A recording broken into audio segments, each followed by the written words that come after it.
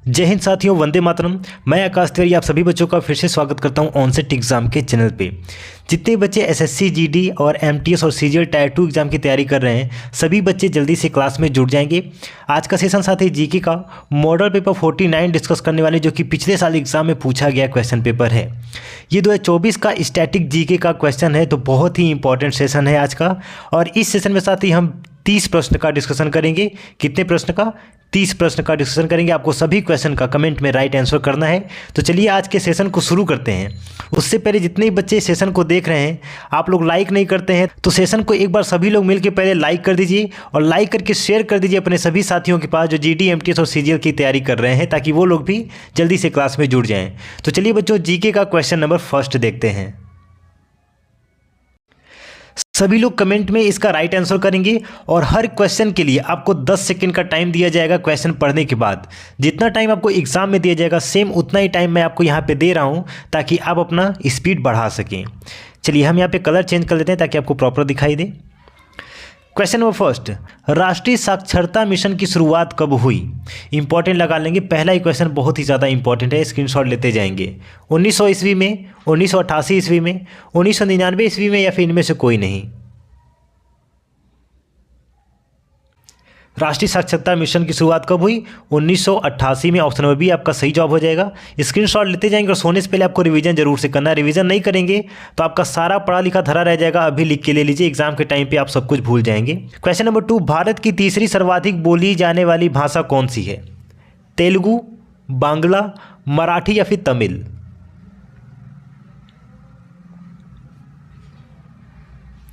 तो देखिए बच्चों, तेलुगु जो है ना, ऑप्शन नंबर ए सही जवाब हो जाएगा। ये भारत की तीसरी सर्वाधिक बोले जाने वाली भाषा है। इंपॉर्टेंट लगा लेंगे। आज का सेशन सारा क्वेश्चन आपका बहुत ही इंपॉर्टेंट है, क्योंकि ये कई बार एग्जाम में पूछा गया है। चलिए क्वेश्चन नंबर 3, भारतीय भाषाओं में हिंदी के बाद विश्व की कौन सी भाषा अधिकतम बोली जाती है? मलयालम, तमिल, तेलुगु या फिर बांग्ला? देखिए यहाँ पे हमको 2 क्वेश्चन का आंसर मिल रहा है कि भारत में सबसे ज़्यादा हिंदी भाषा बोली जाती है, ठीक है ना। और उसके बाद दूसरे नंबर पे कौन सी भाषा बोली जाती है? हो जाएगा आपका कौन सा? बांग्ला। ऑप्शन नंबर डी हो जाएगा, बांग्ला सबसे ज़्यादा बोली जाती है। क्वेश्चन नंबर 4, मुक्त विश्वविद्यालय की स्थापना सर्वप्रथम कहाँ हुई? जर्मनी, भारत, इंग्लैंड या फिर इनमें से कोई नहीं?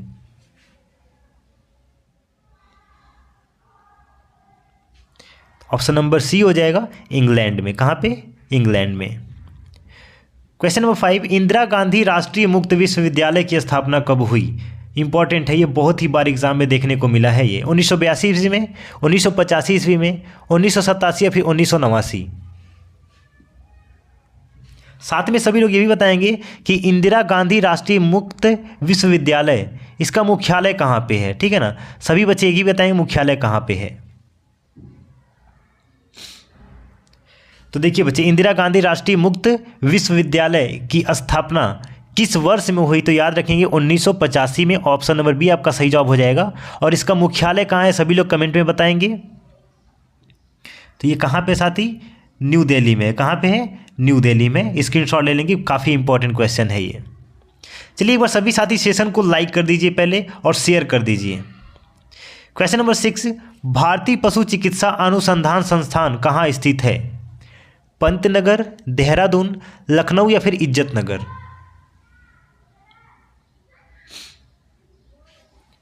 ऑप्शन नंबर डी आपका राइट आंसर हो जाएगा, Izzatnagar. Question number 7, fort William college कहाँ है? आगरा, नई दिल्ली, मुंबई या फिर कोलकाता? तो fort William college option number D हो जाएगा, कोलकाता में स्थित है। सभी बच्चे ध्यान देंगे कि आपका हिंदी का प्रीवियस एग्जाम में पूछे गए प्रश्न का डिस्कशन डेली सुबह 8 बजे कराया जाता है। कब? 8 बजे। तो सभी लोग चैनल को सब्सक्राइब करके रखेंगे और डेली क्लास को अटेंड करेंगे। चलिए, विश्व भारती विश्वविद्यालय की स्थापना किसने की थी? रविंद्रनाथ टैगोर, राजा राम मोहन रॉय, बंकिम चंद्र चटर्जी या फिर इनमें से कोई नहीं? रविंद्रनाथ टैगोर। विश्व भारती विश्वविद्यालय की स्थापना रविंद्रनाथ टैगोर ने की थी। ऑप्शन नंबर ए आपका सही जवाब हो जाएगा। क्वेश्चन नंबर 9, शिक्षा में सुधार हेतु ब्रिटिश सरकार ने सैडलर आयोग कब नियुक्त किया? 5 स्टार लगा लेंगे इस पे। 1911 में, 1917 में, 1920 में या 1922 में। अब देखिए, सबसे पहले ये याद रखेंगे कि शिक्षा में सुधार करने के लिए किस सरकार ने सैडलर आयोग नियुक्त किया, तो याद रखेंगे ब्रिटिश सरकार ने। किसने? ब्रिटिश सरकार ने। और किस सन में, तो ये भी याद रखेंगे, ऑप्शन नंबर बी 1917 में आपका सही जवाब हो जाएगा। स्क्रीनशॉट ले लेंगे इसका। क्वेश्चन नंबर 10, मुगल काल में किस भाषा को रेखंता कहा गया है? उर्दू, अरबी, तुर्की या फारसी? ऑप्शन नंबर डी हो जाएगा फारसी। क्वेश्चन नंबर 11, भारत की किस भाषा को इटालियन ऑफ द ईस्ट कहा जाता है? 5 स्टार लगा के स्क्रीनशॉट लेंगे इस पे। तमिल, मलयालम, तेलुगु या फिर बांग्ला?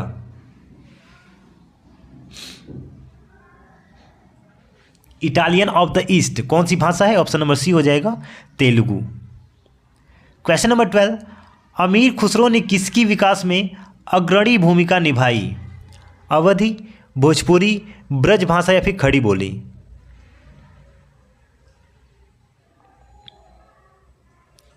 ऑप्शन नंबर डी हो जाएगा खड़ी बोली हो जाएगा। क्वेश्चन नंबर 13, निम्नलिखित में से कौन से राज्य ने उर्दू को अपनी सरकारी भाषा के रूप में स्वीकृति प्रदान की है? 5 स्टार लगा लेंगे, पहले ही काफ़ी बार एग्जाम में रिपीटेड क्वेश्चन है। राजस्थान, जम्मू कश्मीर, आंध्र प्रदेश या फिर मध्य प्रदेश? इंपॉर्टेंट क्वेश्चन है साथ ही ये। देखिए क्वेश्चन क्या कह रहा है, किस राज्य ने उर्दू को अपनी सरकारी भाषा के रूप में स्वीकृति प्रदान की है? तो ऑप्शन नंबर बी हो जाएगा जम्मू कश्मीर। किसने? जम्मू कश्मीर ने। क्वेश्चन नंबर 14, दूरदर्शन की प्रथम समाचार वाचिका कौन थी? ये भी इंपॉर्टेंट क्वेश्चन है, 5 स्टार लगा लेंगे। शोभना जगदीश, अविनाश कौर सरीन, प्रतिमा पुरी या फिर सलमा सुल्तान? देखिए आज का सेशन बहुत ही ज़्यादा इंपॉर्टेंट है और हमारा डेली का सेशन बहुत ही ज़्यादा इंपॉर्टेंट है। अगर आप डेली हमारे सेशन को अटेंड करेंगे इस क्लास को, तो आपको कहीं भी जीके, जीएस और हिंदी के लिए जाने की जरूरत नहीं है। पूरा आपका इसी में से एग्जाम में पूछा जाएगा। 90% कंप्लीट गारंटी मैं आपको देता हूँ। देखिए दूरदर्शन की प्रथम समाचार वाचिका कौन थी? प्रतिमा पुरी। ऑप्शन नंबर सी हो जाएगा प्रतिमा पुरी। चलिए क्वेश्चन नंबर 15, दूरदर्शन का दैनिक राष्ट्रीय कार्यक्रम किस वर्ष आरंभ किया गया था? 1980 में, 1972 में, 1975 में, 1981 में, 1981 में? ऑप्शन नंबर बी हो जाएगा 1972 में। क्वेश्चन नंबर 16, सबसे अधिक डाकघर किस देश में है? 5 स्टार लगा लेंगे। भारत, फ्रांस, जापान या फिर चीन?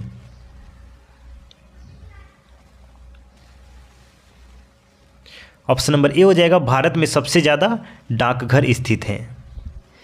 क्वेश्चन नंबर 17, यदि पोस्टल इंडेक्स नंबर 6 से शुरू हो तो वह डाकघर संभवतः किस राज्य में स्थित होगा? महाराष्ट्र, कर्नाटक, केरल या फिर इनमें से कोई नहीं?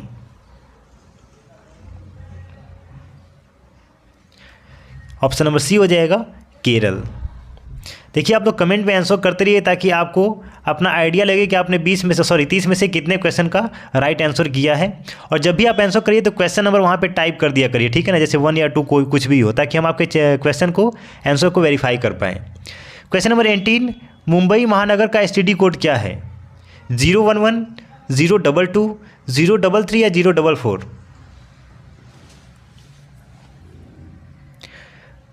022 हो जाएगा मुंबई महानगर का STD code 022। Option number B is the right answer. Question number 19, निम्नलिखित में से किस भक्ति संत ने अपने संदेश के प्रचार के लिए सबसे पहले हिंदी का प्रयोग किया? इंपॉर्टेंट क्वेश्चन है ये भी। दादू, तुलसीदास, रामानंद या फिर कबीरदास?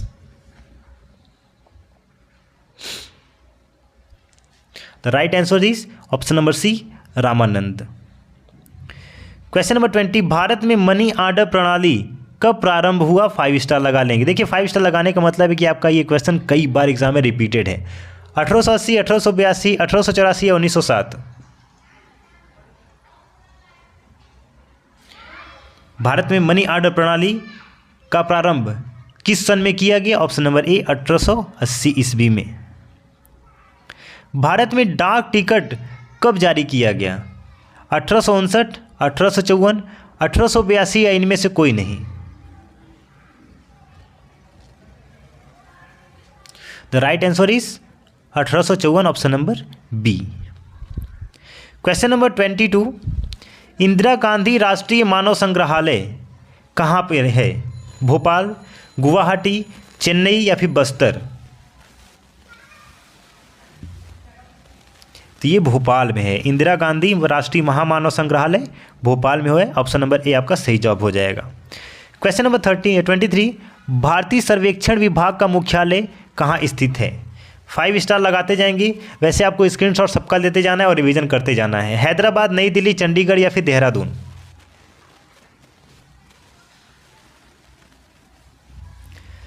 ऑप्शन नंबर डी हो जाएगा देहरादून। भारतीय सर्वेक्षण विभाग का मुख्यालय देहरादून में स्थित है। क्वेश्चन नंबर 24, राजस्थान स्थित जावर की खानें किस खनिज के लिए प्रसिद्ध हैं? जस्ता, तांबा, लोहा या फिर ये सभी?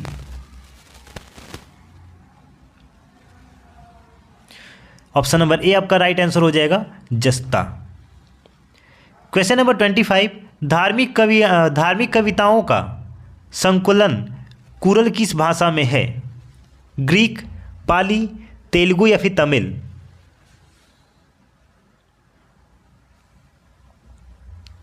ऑप्शन नंबर डी हो जाएगा तमिल भाषा में। किस भाषा में? तमिल भाषा में। क्वेश्चन नंबर 26, विधायिका को किस प्रकार की सरकार में कार्यपालिका से अधिक प्राथमिकता मिलती है? संघीय सरकार, संसदीय सरकार, अधिकारवादी सरकार या फिर राष्ट्रपति सरकार?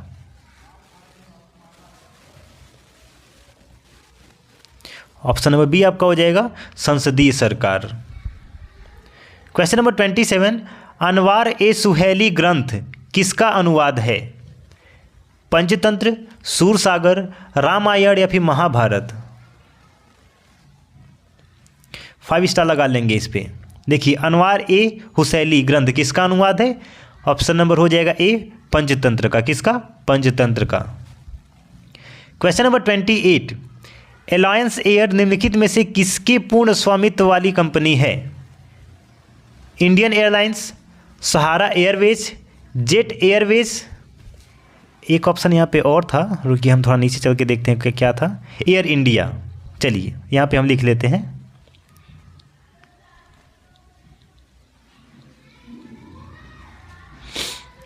तो देखिए बच्चे, एलायंस एयर किसके पूर्ण स्वामित्व वाली कंपनी है? ऑप्शन नंबर डी हो जाएगा एयर इंडिया के।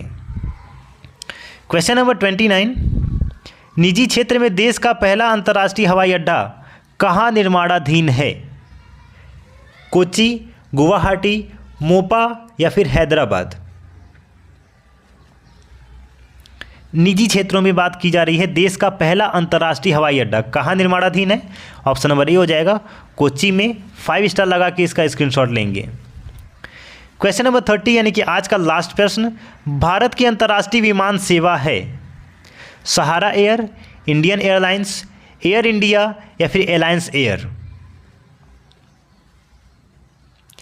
इसका आंसर जाने से पहले सभी लोग बताएंगे कि आपने 30 प्रश्न में से कितने प्रश्न का राइट आंसर किया है। सभी लोग कमेंट में बताएंगे सर मैंने 30 में से 10 प्रश्न का जवाब दिया या फिर 20 प्रश्न का जवाब दिया। जो भी दिया सब लोग कमेंट में लिख के बताएंगे और चैनल को सब्सक्राइब करके रखेंगे। डेली यहाँ पे हिंदी और जीके का प्रीवियस ईयर एग्जाम में पूछे गए प्रश्न का डिस्कशन कराया जाता है। तो चलिए बच्चों, भारत की अंतर्राष्ट्रीय विमान सेवा कौन सी है? ऑप्शन नंबर सी हो जाएगा एयर इंडिया। चलिए साथी, मिलते हैं नए सेशन में। जय हिंद, वंदे मातरम।